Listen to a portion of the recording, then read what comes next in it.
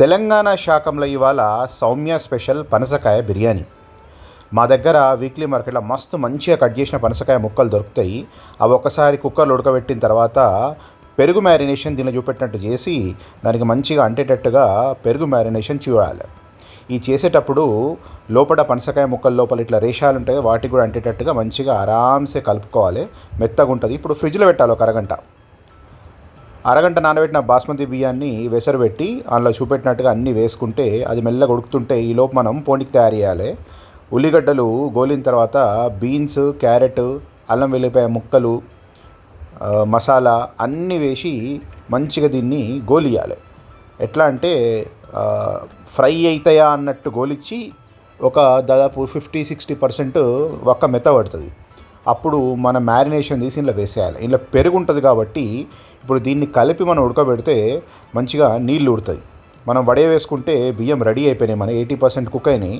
ఇప్పుడు ఈ మ్యారినేషన్ తోటి చేసినటువంటి మంచి ముక్కలది ఆరామ్సే మెల్లగా స్లో కుక్ చేయాలి మూత పెట్టి.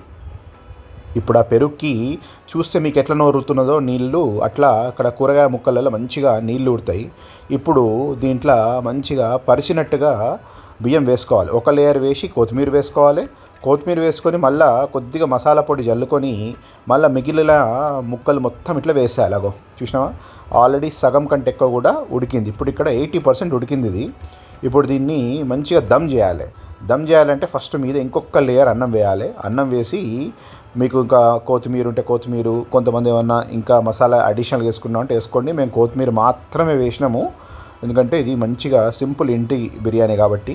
25 నిమిషాల తర్వాత నోరూరేటట్టు ఇట్లా తయారవుతుంది.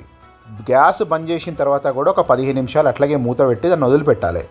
ఆ వదిలిపెడితే ఏంటంటే ఆ స్టీమ్కి ఈ బాస్మతి బియ్యం మంచిగా జలజల అవుతుంది, దాన్ని వలవల అంటారు. సో ఇప్పుడు చూడిగో చూసినావా, అట్లా అవుతుంది. అట్లయితే నీకు బిర్యానీ పర్ఫెక్ట్ అయినట్టు. నూనె లేదు, తడి లేదు, పొడి పొడి ఇట్లా. సౌమ్య కొంచెం ఆల్రెడీ పర్ఫెక్షన్ అచీవ్ అయింది బిర్యానీలో కాబట్టి ఇది కూడా సౌమ్య టపక్కొని చేసేసింది.